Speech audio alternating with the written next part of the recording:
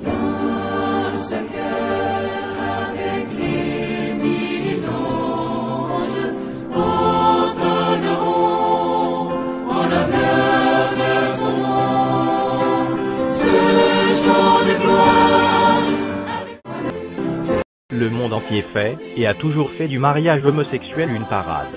Mais, que nous enseigne la parole de Dieu, la Sainte Bible sur ce sujet? Car la question aujourd'hui est de savoir quelle est la pensée du Créateur et non celle de la créature concernant ce péché, que les hommes veulent à tout prix convertir en style de vie normal et approuvé de tous. Laissons la Sainte Bible, la parole de Dieu, l'autorité suprême de Dieu sur terre, nous apporter la lumière de Dieu à ce sujet. Tu ne coucheras point avec un homme comme on couche avec une femme, c'est une abomination. Si un homme couche avec un homme comme on couche avec une femme, ils ont fait tous deux une chose abominable, ils seront punis de mort, leur sang retombera sur eux. Les deux anges arrivèrent à Sodome sur le soir, et Lot était assis à la porte de Sodome. Quand Lot les vit, il se leva pour aller au-devant d'eux et se prosterna la face contre terre. Puis il dit: « Voici, mes seigneurs, entrez, je vous prie, dans la maison de votre serviteur et passez-y la nuit. Lavez-vous les pieds, vous vous lèverez de bon matin et vous poursuivrez votre route. » « Non, répondirent-ils, nous passerons la nuit dans la rue. » Mais Lot les pressa tellement qu'ils vinrent chez lui et entrèrent dans sa maison. Il leur donna un festin et fit cuire des pains sans levain, et ils mangèrent. Ils n'étaient pas encore couchés que les gens de la ville, les gens de Sodome, entourèrent la maison depuis les enfants jusqu'aux vieillards. Toute la population était accourue. Ils appelèrent Lot et lui dirent: « Où sont les hommes qui sont entrés chez toi cette nuit? Fais-les sortir vers nous pour que nous les connaissions. » Lot sortit vers eux à l'entrée de la maison et ferma la porte derrière lui. Et il dit: « Mes frères, je vous prie, ne faites pas le mal. Voici, j'ai deux filles qui n'ont point connu d'homme. Je vous les amènerai dehors et vous leur ferez ce qu'il vous plaira. Seulement, ne faites rien à ces hommes puisqu'ils sont venus à l'ombre de mon toit. » Ils dirent: « Retire-toi. » Ils dirent encore: « Celui-ci est venu comme étranger et il veut faire le juge. Eh bien, nous te ferons pire qu'à eux. » Et pressant Lot avec violence, ils s'avancèrent pour briser la porte. Les hommes étendirent la main, firent rentrer Lot vers eux dans la maison et fermèrent la porte. Et ils frappèrent d'aveuglement les gens qui étaient à l'entrée de la maison, depuis le plus petit jusqu'au plus grand, de sorte qu'ils se donnèrent une peine inutile pour trouver la porte.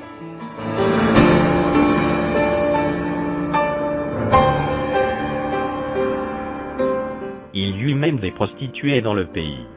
Ils imitèrent toutes les abominations des nations que l'Éternel avait chassées devant les enfants d'Israël. Il ôta du pays les prostituées, et il fit disparaître toutes les idoles que ses pères avaient faites.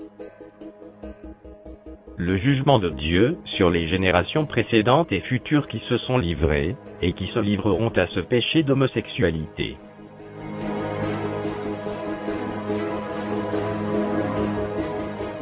La colère de Dieu se révèle du ciel contre toute impiété et toute injustice des hommes qui retiennent injustement la vérité captive, car ce qu'on peut connaître de Dieu est manifeste pour eux, Dieu le leur ayant fait connaître. En effet, les perfections invisibles de Dieu, sa puissance éternelle et sa divinité, se voient comme à l'œil depuis la création du monde, quand on les considère dans ses ouvrages.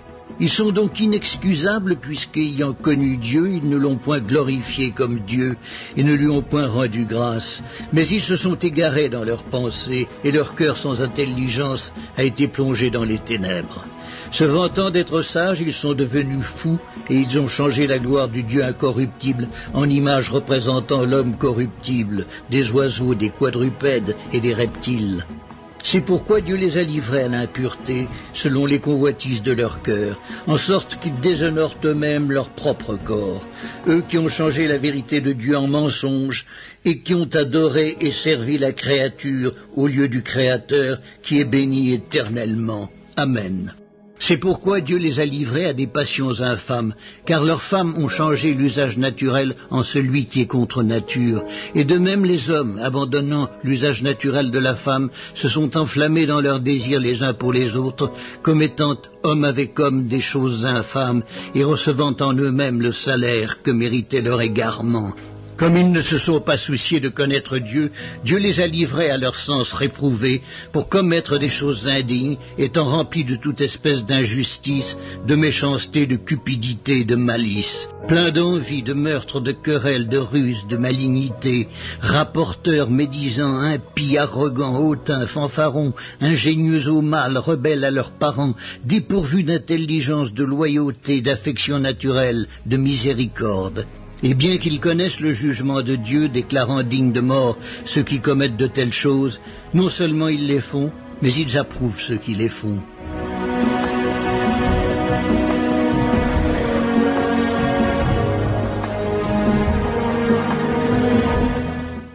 S'il a condamné à la destruction et réduit en cendres les villes de Sodome et de Gomorrhe, les donnant comme exemple aux impies à venir, et s'il a délivré le juste Lot, profondément attristé de la conduite de ces hommes sans frein dans leur dissolution, car ce juste, qui habitait au milieu d'eux, tourmentait journellement son âme, juste, à cause de ce qu'il voyait et entendait de leur œuvre criminelle.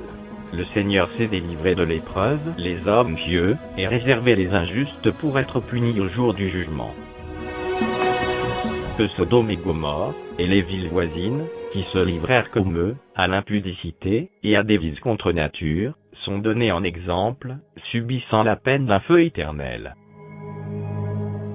Ce qui arriva du temps de Lot, arrivera pareillement. Les hommes mangeaient, buvaient, achetaient, vendaient, plantaient, bâtissaient. Mais le jour où Lot sortit de Sodome, une pluie de feu et de soufre tomba du ciel et les fit tous périr. Il en sera de même le jour où le Fils de l'homme paraîtra. Mais, eux, semblables à des brutes qui s'abandonnent à leur penchant naturel, et qui sont nés pour être pris et détruits, ils parlent d'une manière injurieuse de ce qu'ils ignorent, et ils périront par leur propre corruption, recevant ainsi le salaire de leur iniquité. Ils trouvent leur délice à se livrer au plaisir en plein jour. Hommes tarés et souillés, ils se délectent dans leur tromperie, en faisant bonne chère avec vous.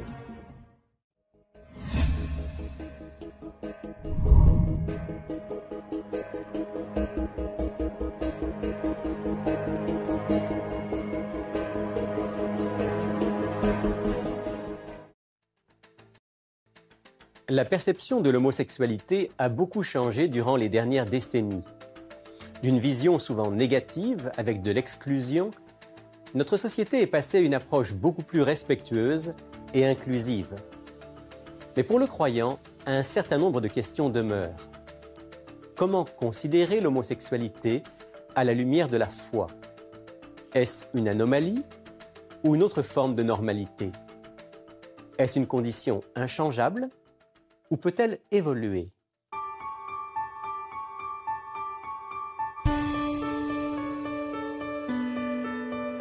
Il est écrit, une émission présentée par Rémi Ballet.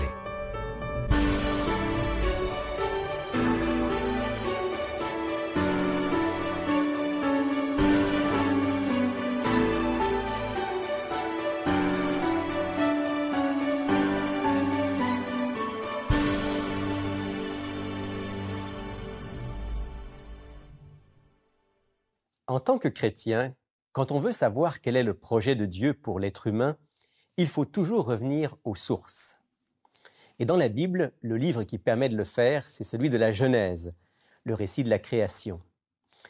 Alors je vous propose aujourd'hui de commencer cette émission en relisant un passage du début de la Genèse, livre de la Genèse chapitre 1er, versets 26 à 28. Genèse 1, 26 à 28.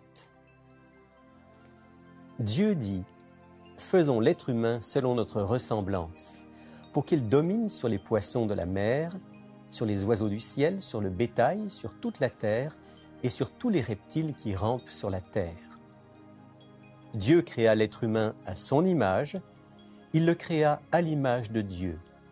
Hommes et femmes, il les créa. Dieu les bénit et Dieu leur dit: « Soyez féconds, multipliez-vous et remplissez la terre. Il n'y a pas d'équivoque. Dieu a créé le premier couple, homme et femme, destinés à procréer et à remplir la terre. Mais alors, que faire si on est croyant, si on croit à ce message de la Bible et qu'on ressent des tendances homosexuelles? Ici, je vais m'arrêter et je vais laisser la place à quelqu'un qui a vécu exactement ce dilemme. Son nom est Ron Woolsey, il est aujourd'hui pasteur, et lorsqu'il est passé à Montréal, nous lui avons demandé de venir nous raconter son histoire. Voici son témoignage. As I look back on my life and I can connect dots, and I think that I understand some of the factors that played into my eventually becoming openly gay. And I know there are many, many factors, and I just know of a few that I believe really played an instrumental role in my accepting homosexuality as a way of life. At the very young age of 4, I was molested by a farmhand that was working for my dad on the farm where we lived in the country, and that really did a number on my mind, because up to that point, I never had any sexual thoughts. A four-year-old child does not normally think sexually. But from that day forward, that incident was in my mind. It seemed every day. I had wild fantasies, wild imaginations. I could not control my thinking. I was not equipped physically, mentally, emotionally, spiritually to process what had happened to me. But I did know that it was wrong, and I felt guilty. I felt dirty. You would think that I would have told my parents, but I didn't. I internalized what had happened because I felt so ashamed, even though I was the victim. From that time forward, I developed some emotional and even physical differences with my brothers, and it left me easily victimized by teasing and mocking. I was more of a gentle man rather than a roughhousing man-child, and I was more interested in music and arts and crafts than I was in rough play and sports as I grew up. And so I was very often left out of games and selections by peers. In growing up in school, I was repeatedly victimized by an older student who was a friend, but these types of things just continued to work on me to make me feel different and confused. But nevertheless, I grew up still retaining my spirituality and wanting to be a Christian. And so I followed that course. I made very many good choices in my life. I chose a Christian school education. I chose to go to a Christian college and to be a student missionary overseas for a while. I chose to come back to college and study theology, feeling that I was being called to ministry and maybe a medical missionary work. So I studied theology and pre-med. And soon after coming back to college, I married young. I married a really nice Christian lady. And I really thought that by being married, it would solve the confusion that I was dealing with in my mind about sexuality. And I chose to father 2 children. I say, to have 2 Christian babies.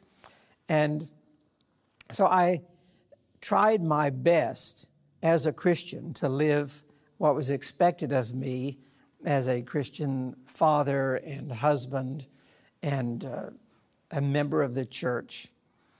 But I soon realized after marriage that this was not working for me. The confusion did not go away. And eventually, I gave up on God. I fell into the gay life. I broke my wife's heart. I devastated my parents and went headlong into the gay life. My wife and I divorced, but before divorcing, we went through some counseling, mainly for her sake. And the counselors would even tell her that you need to just divorce this man, get on with your life. That kind can never change. That embittered me against God himself, that other people could be changed and converted, but I was beyond change. In other words, I felt labeled as unchangeable, and therefore in my bitterness and anger against God, I became unreachable. And I got to the point where no one could talk to me about God and religion.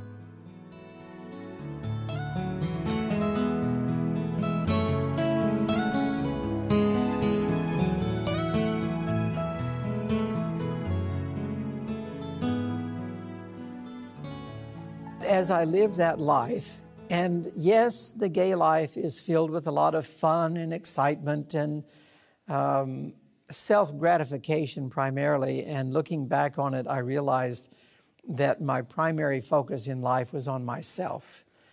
I wanted to be happy. I wanted to make myself happy, and yes, I fell in love and so forth, but the relationships never lasted more than 5 years, and I think a lot of that has to do with the self-focus of homosexuality, at least in my life. And so there was not as much give and take and willingness to give up one's own ideas and wishes and desires for another person. So there was a lot of controversy within my life.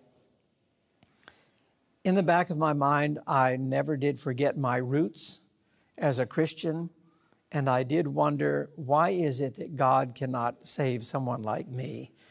If that is really true, then he's not an omnipotent God, and if it was true that he could save someone like me but would not save someone like me, then he was not a loving God. Either way, it just didn't fit what I had studied about God. It really didn't make a lot of sense. But I had praying parents that never gave up on me through their intercessory prayer. They loved me unconditionally. They spent as much time as they possibly could afford to spend with me, as I had moved to the other side of the country. They would spend time with me and with my friends, and it was obvious that they loved us.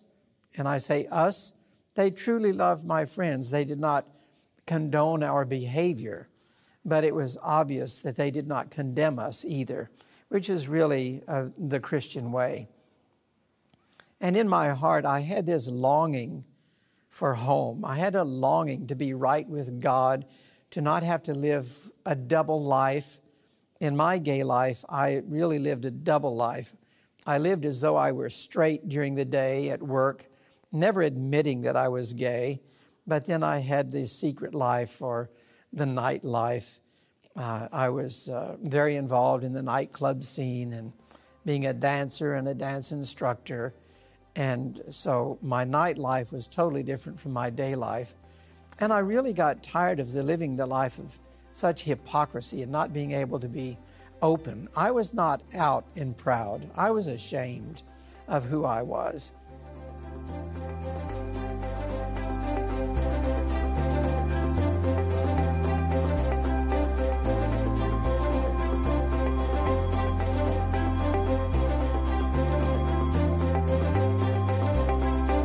My parents were, when they visited, they would repeatedly leave helpful material behind that they thought could reach me, because they knew I would not receive it graciously. And over the years, I collected these books and a beautiful Bible, and I refer to them affectionately as my Left Behind series from my parents, who continually left these helpful tools behind. So I was building up this library that I had no interest in even reading. But eventually, I believe the Lord started visiting me in a very personal way through a recurring nightmare in which I lived through the coming of Jesus as a lost person. And it was a night of terror. Whenever I had that experience, I would wake up in sheer terror because to face Jesus as a lost person, knowing it was over for all eternity, it's really beyond my words to express the horror that I experienced. But the Bible does express it pretty clearly when it says of the wicked that they cry for the rocks and the mountains to fall on them and hide them from His face. And that's the kind of terror that I felt in those nightmares. And this went on for quite some time until I came to the point that I really started facing myself, wanting to take an honest look at who I was and why I was the way I was. And I started reviewing my life and connecting all of the dots. And I came to realize that I had been derailed as a very young child. And I had grown up feeling rejection and feeling unaccepted and unaffirmed as a man-child. I always was made to feel that I did not belong in that realm. And that made me very vulnerable, so that when someone came along of the same gender and showed me affection and showed me acceptance, even though it was perverted, it was better than none. And so I fell into that trap very easily. As I connected these dots and just started reasoning, I stopped making the argument that I was just born this way, which I had done for many years. It didn't make any sense that I was just born this way, because my parents were not gay. How could they pass that on to me? And their parents were not gay. How could it be passed on to me? So eventually I came to the place where I started searching. I really wanted to find out for myself whether it was true or not that God could not change someone like me. I didn't feel like I could be changed, but I wanted to study it out. So I went to my Left Behind series, and I remember pulling out that Bible and opening it up and trying to read, and I could not handle the Bible. And so I went and looked for something else, and I found a real little book that was easy to read. And I really think I should give credit to that book. It was called Steps to Christ. And as I opened that book, I thought, well, this would be easy to read if I could relax. So I went into the kitchen and I made myself a double Midori margarita.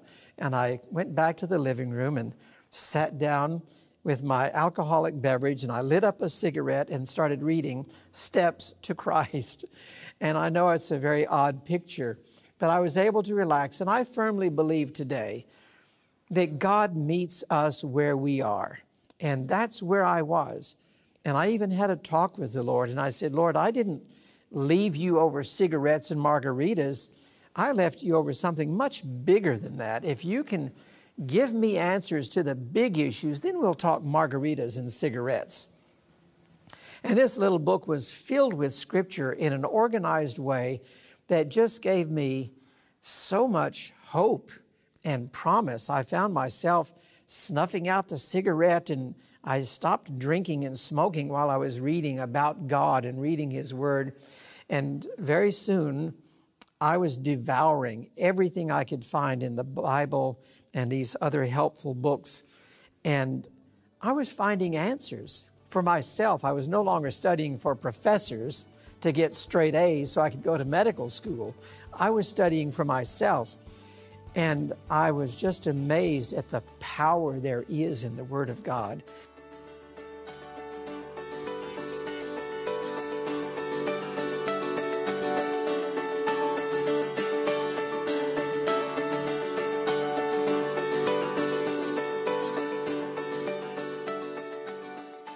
You know, just to fast forward in my story, through my study of God's Word, I really found all of the answers to all of my gay questions.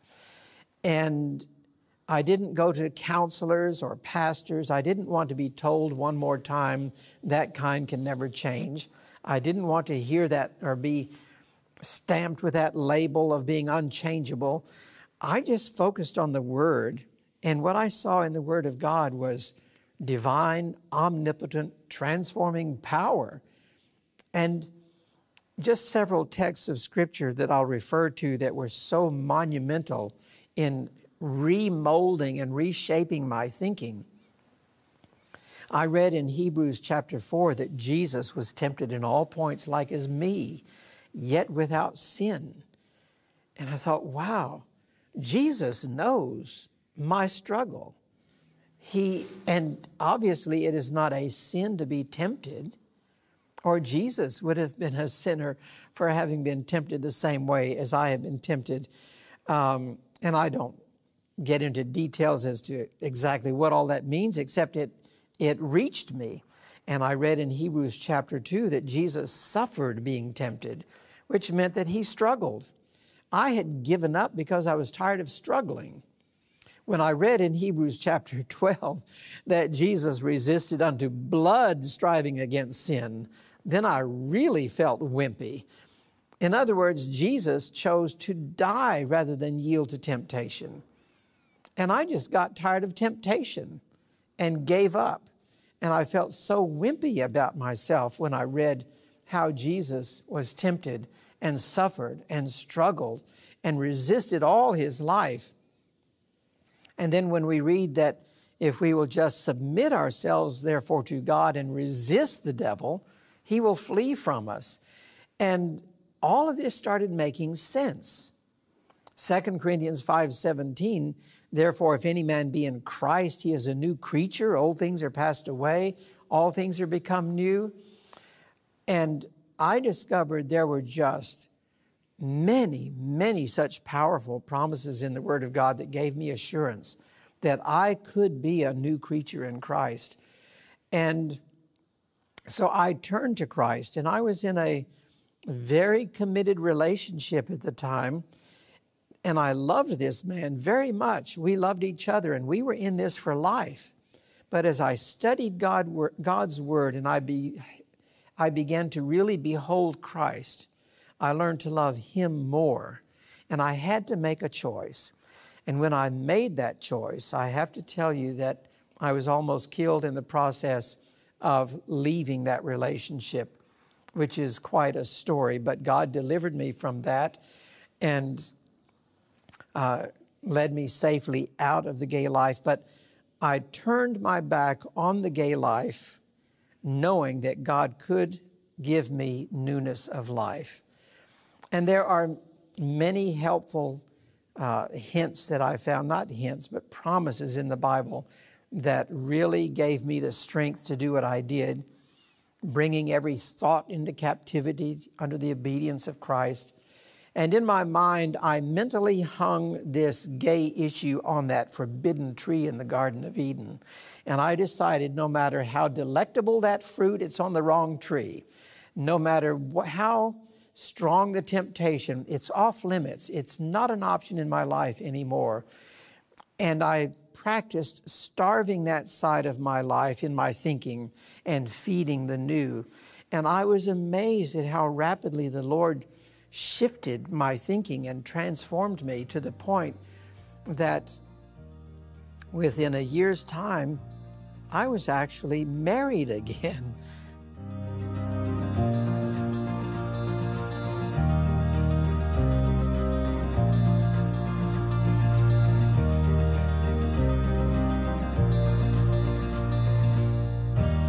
And I committed that I would go wherever I was asked to go. I prayed He would give me a double portion of His Holy Spirit to help me redeem the time I had wasted all those years in the world. I asked if He would ever trust me again with family. You see, I was turning my back on the old life, and I was giving God permission to lead me in a new direction. And I had been a church musician in my youth, and I prayed that the Lord would restore that gift of music that I had squandered all those years in the world. And He answered all of those prayers the very night I was baptized. Within a year, we were having a big meeting at a church where I was working, and I was reacquainted with the young lady who I had met in childhood. And through our reconnecting, we agreed to start courting. That courting lasted for one date, and then there was a proposal, and then we were married very quickly. We had known each other for 30 years, and we felt like we were old, so why wait? We knew each other pretty well. And so the Lord gave me family through that marriage, and I ended up actually being asked to play for my own wedding, and I did. I found out that the Lord restored that gift of music instantly, and I was able to play some special numbers for my own wedding. But my parents that worked with me and labored and prayed for me for so long, the Lord really blessed the relationship that we had together. There was such beautiful reconciliation with my parents, with my family, even my ex-wife and my children that I had lost through my going into the gay life. There has been beautiful reconciliation to where we are friends to this day. Through my new marriage and my new life together, the Lord blessed us with 2 more children, which we were not expecting. And He did decide to trust me again with family. And it has just been a wonderful ride to be with Jesus for these last 23 years.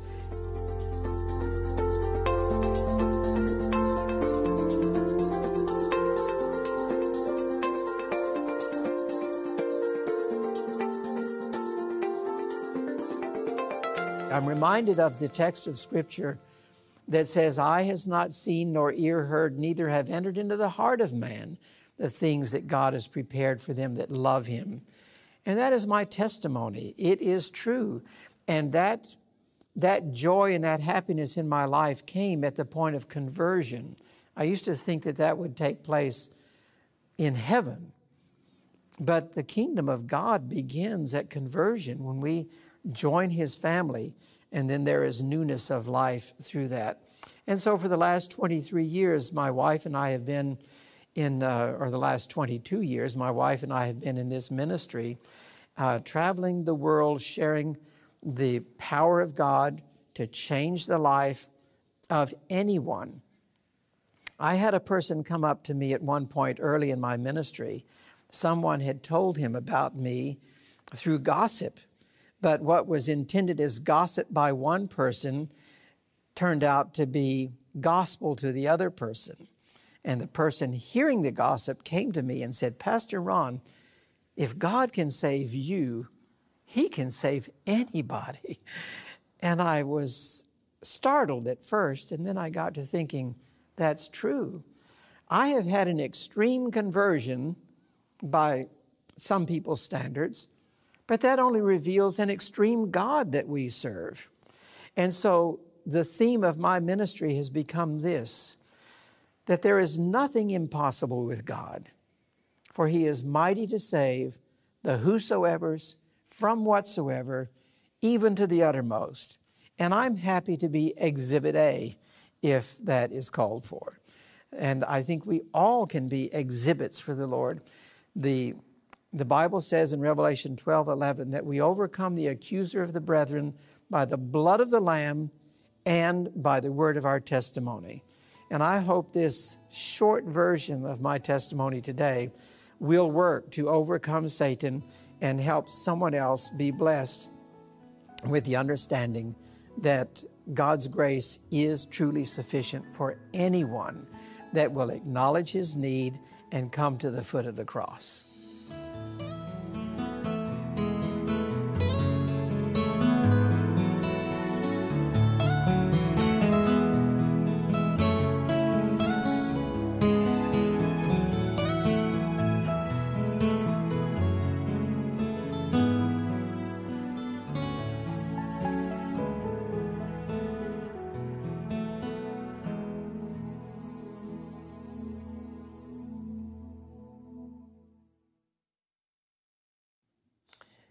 Vous venez d'entendre en résumé l'histoire de Ron, et je suis certain que la plupart d'entre vous vous posez beaucoup de questions à la suite de ce témoignage, peut-être des interrogations, le désir d'en savoir davantage sur son histoire, de comprendre ce qu'il a vécu, de savoir en quoi cela pourrait être une lumière nouvelle sur la condition homosexuelle et sur les chemins qui permettent aussi de surmonter.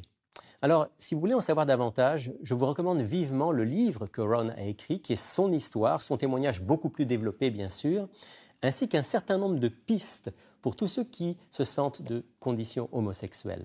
Ce livre, intitulé « Ces gens-là ne changeront jamais », n'est-ce pas, est une traduction de l'anglais, et il est écrit qui a eu le privilège de faire cette traduction. Je vous recommande de vous procurer votre exemplaire de cet excellent livre, dont le sous-titre est « Le combat d'un homme pour comprendre et pour surmonter son homosexualité ». Ces gens-là ne changeront jamais, n'est-ce pas? Un livre proposé pour seulement 15 $ par l'équipe d'Il est écrit. Alors, écrivez-nous, téléphonez-nous, prenez contact avec nous et demandez votre exemplaire de ce livre exceptionnel.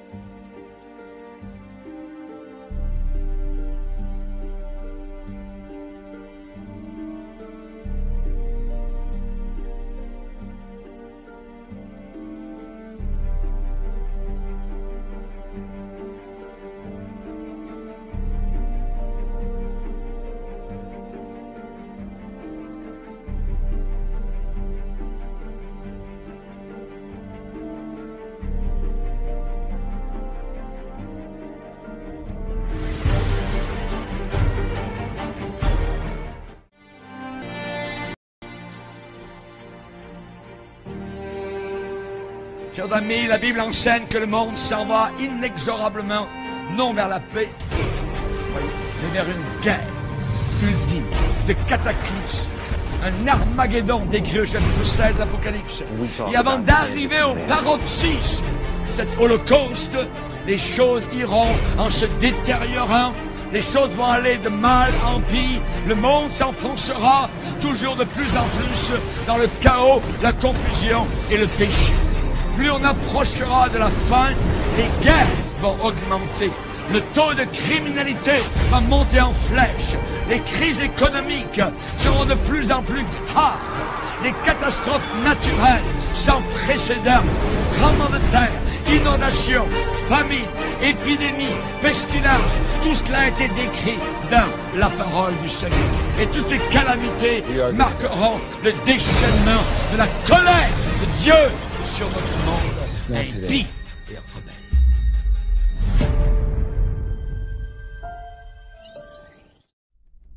Quelle est la volonté de l'Éternel Dieu créateur, notre Seigneur et grand Dieu incarné Jésus-Christ? Dans tout ceci, depuis le commencement, la seule et unique réponse immuable, invariable, certaine et éternelle, que nous donne la parole de Dieu, la Sainte Bible, est un homme pour une femme, dans le mariage. Ceci est la position éternelle de notre Créateur Jésus-Christ. À prendre ou à laisser. L'Éternel Dieu dit, « Il n'est pas bon que l'homme soit seul, je lui ferai une aide semblable à lui. » L'Éternel Dieu forma de la terre tous les animaux des champs et tous les oiseaux du ciel, et il les fit venir vers l'homme pour voir comment il les appellerait, et afin que tout être vivant portât le nom que lui donnerait l'homme. Et l'homme donna des noms à tout le bétail, aux oiseaux du ciel et à tous les animaux des champs. Mais pour l'homme, il ne trouva point d'aide semblable à lui. Alors l'Éternel Dieu fit tomber un profond sommeil sur l'homme qui s'endormit. Il prit une de ses côtes et referma la chair à sa place. L'Éternel Dieu forma une femme de la côte qu'il avait prise de l'homme, et il l'amena vers l'homme. Et l'homme dit, « Voici cette fois celle qui est os de mes os et chair de ma chair. On l'appellera femme, parce qu'elle a été prise de l'homme. C'est pourquoi l'homme quittera son père et sa mère, et s'attachera à sa femme, et ils deviendront une seule chair. »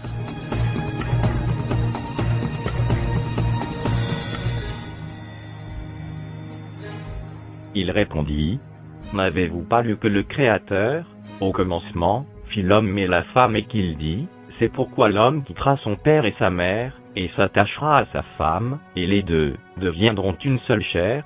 Ainsi ils ne sont plus deux, mais ils sont une seule chair. Que l'homme donc ne sépare pas ce que Dieu a joint. » Pour ce qui concerne les choses dont vous m'avez écrit, je pense qu'il est bon pour l'homme de ne point toucher de femme. Toutefois, pour éviter la pudicité, que chacun ait sa femme et que chaque femme ait son mari. Que le mari rende à sa femme ce qu'il lui doit et que la femme agisse de même envers son mari.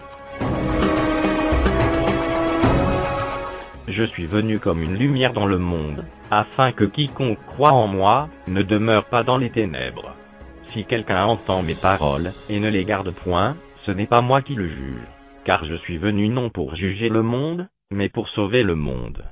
Celui qui me rejette et qui ne reçoit pas mes paroles a son juge.